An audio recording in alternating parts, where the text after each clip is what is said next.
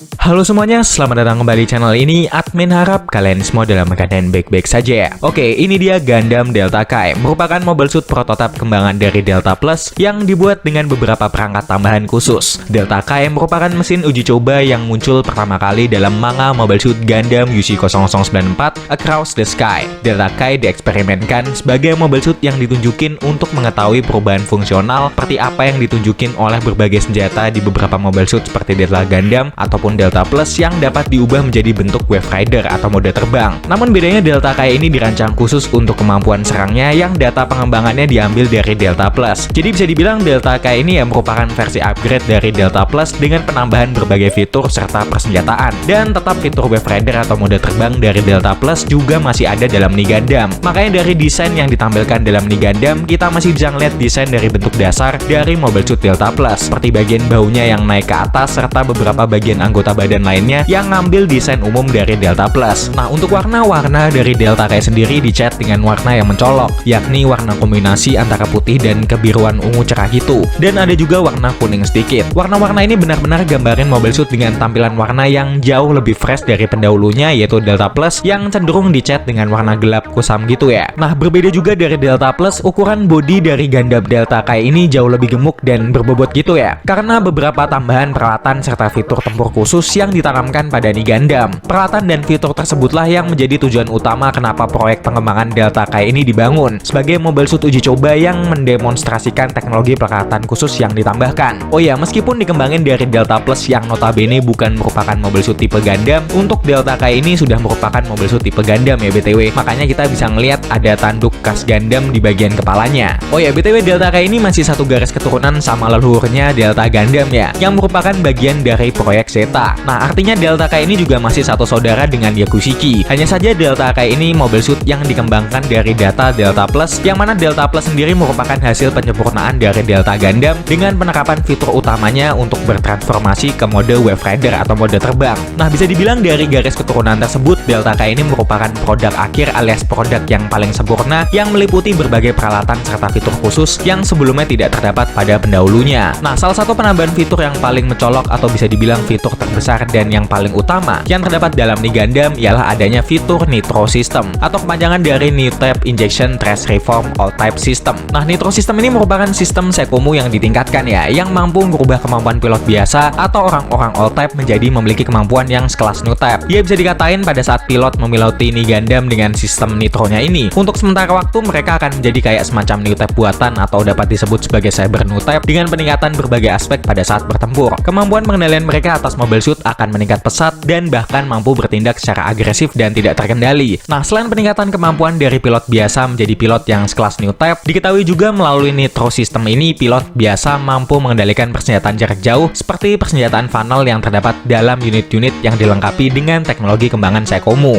Nah, diketahui Nitro System ini pertama kali diciptain oleh Titans ya selama peristiwa Grips War yang terjadi di Mobile Suit Zeta Gundam. Namun kemudian dihentikan setelah jatuhnya Titans, yang mana proyek ini sebenarnya merupakan proyek kembangan lanjutan dari uji coba unit mobil armor raksasa terhadap pilot Cyber New Type. Pengembangan Nitro System ini digagas oleh Rock Hawker, seorang berpangkat letnan yang tergabung dalam tim khusus militer Federasi. Nah, dasar pemikiran Rock untuk menginisiasi pembuatan Nitro System ini ialah untuk mengembangkan kemampuan khusus militer agar mampu beradaptasi tinggi terhadap situasi perang, mengingat setelah peristiwa besar One Year War telah selesai dengan berbagai konflik serta penemuan baru yang tercipta dari sana, terkhusus penemuan-penemuan terkait dengan New Type. Maka sejak saat era setelah peristiwa One Year War berakhir disebut-sebut sebagai awal dari era perseteruan antara orang-orang New Type dengan Old Type. Nah, orang-orang Old Type menganggap bahwa kehadiran New Type bisa mengancam kehidupan mereka, sehingga mau nggak mau bagaimana caranya, mereka mencari cara agar dapat mengamankan diri mereka untuk bertahan hidup dan mampu menyaingi kemampuan dari orang-orang New Type. Makanya semenjak One Year War berakhir, banyak sekali penelitian-penelitian khusus yang mengarah pada pengembangan teknologi yang berkaitan dengan New Type. Bahkan terdapat juga penelitian untuk merekayasa atau meningkatkan genetik melalui eksperimen dengan tujuan untuk menyamakan kemampuan diri mereka seperti halnya orang-orang New Type. Meskipun ya ujungnya penelitian tersebut tidak menghasilkan kemampuan maksimal seperti halnya New Type yang lahir secara alami. Nah, di sini pemikiran Rock yang tertuju akan konsep tersebut kemudian diperkuat kembali dengan penemuan kelas Moses terhadap Exam System yang sama-sama mengambil unsur New Type dalam pengembangannya. Nah, namun bedanya diketahui Nitro System ini memberikan dampak yang jauh lebih berbahaya dari Exam System ya. Nah, jika Exam System memberikan efek kepada pikiran pilot yang berujung pada resiko kematian, Nitro System ini lebih parah lagi bisa dibilang, dimana bukan hanya pikiran pilot aja yang terserang, tapi juga mentalnya. Bahkan diceritain di manganya, Ing Ryut yang sempat menjadi pilot uji cobanya sampai mengalami perubahan sikap setelah dia memiloti Gundam Delta Kai dengan sistem nitronya ini. Sikap dari Ing Ryut ini menjadi berubah 180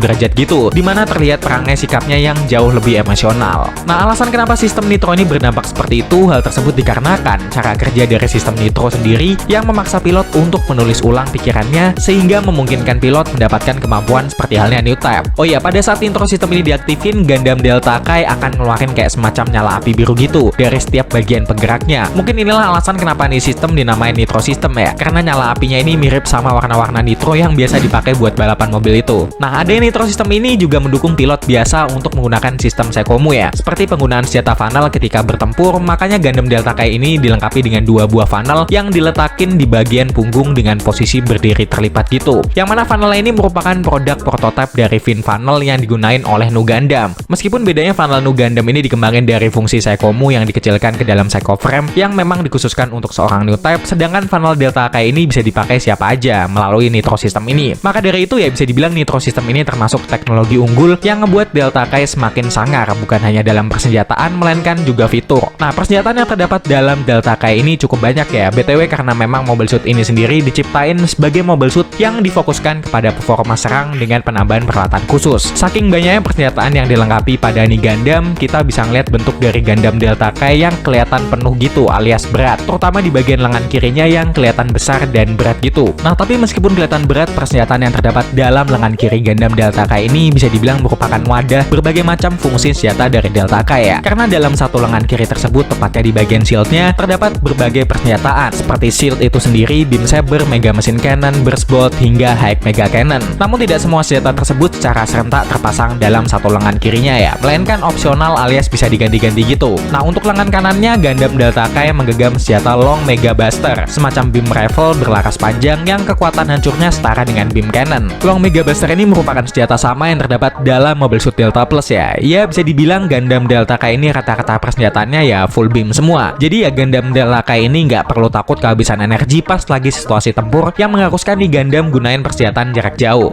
Nah, diceritain di manganya Gundam Delta Kai ini dikembangin di markas Federasi di Mariana, tepatnya di area X yang ditempati oleh tim khusus Federasi bernama Korps Freshberg. Pada saat itu Gundam Delta Kai banyak terlibat dalam berbagai uji coba pertempuran dengan pilotnya kala itu Ing Ryut yang merupakan anggota dari Korps Freshberg dan juga merupakan saudara kembar dari Brer Ryut yang nantinya merupakan pilot utama dari Gundam Delta Kai ya. Nah, pada awal pengujiannya tidak ada yang aneh pada saat Ing memilotinya. Sampai suatu ketika korps lain yaitu Korps Raven yang pada saat itu datang ke pangkalan Mariana dengan tujuan untuk melakukan sebuah simulasi pertempuran secara tiba-tiba melakukan serangan serius. Hal ini ngebuat Ing secara terpaksa harus ngebawa Gundam Delta Kai ke medan tempur dengan tujuan untuk melindungi saudaranya yaitu Brer. Namun secara mengejutkan nitro system tersebut aktif selama Ing memilotinya yang ngebuat Gundam Delta Kai ini menyerang secara tidak terkendali. Nah, akibat pertempuran tersebut baik pilot Mobile Suit dari Korps Raven maupun Korps Freshberg menerima serangan serius. Namun keadaan tersebut berhasil dikendalikan oleh seorang kapten cantik dari Korps Raven bernama Pico Altidor yang rupanya dari awal uji coba Gundam Delta Kai dilakukan, si kapten cantik ini udah berniat untuk ngerebutnya, yang kemudian dibawanya lah Gundam Delta Kai beserta pilotnya yaitu Ing ke markas Korps Raven tanpa izin alias kayak semacam dirampok gitulah. Nah, setelah kejadian Gundam Delta Kai yang mengamuk tidak terkendali akibat nitro sistemnya ini, pilotnya Ing menjadi sering sakit kepala dan bertindak secara kasar dan agresif gitu. Ya, berubah sikap gitulah. Seperti yang udah admin jelasin tadi kalau sistem nitro ini bisa merubah sikap orang gitu. Tapi meskipun Ing mengalami perubahan sikap, Ing ini tetap masih memiliki ingatan akan saudara kembarnya yaitu Brer ya. Yang pada akhirnya setelah Ing tewas akibat suatu pertempuran, Ing mempercayakan unit Delta Kai ini kepada Brer, dan sejak saat itu Brer lah yang menjadi pilot tetap dari Delta Kai. Nah, apalagi diketahui juga selama Brer ini memiliki Gundam, Brer ini tidak terpengaruh efek berbahaya yang dihasilkan dari nitro system, seperti halnya kembarannya yaitu Ing, yang artinya nunjukin kalau mental dari Brer sendiri lebih matang untuk memeloti Gundam. Brer ini bisa dibilang adalah orang yang layak untuk lolos dari pengaruh nitro system yang bisa dibilang mengerikan gitulah. Nah, diceritanya Brer ini tidak hanya muncul dalam manga Mobile Suit Gundam UC009 Across the Sky aja ya, melainkan muncul juga dalam manga sampingan Gundam Unicorn yaitu Mobile Suit Gundam UC0096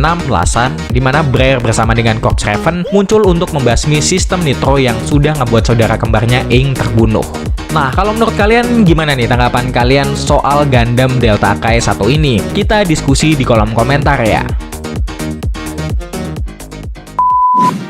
Oke, mungkin cukup sekian dulu yang bisa admin bahas di video kali ini, karena pada dasarnya admin juga manusia yang penuh dengan dosa.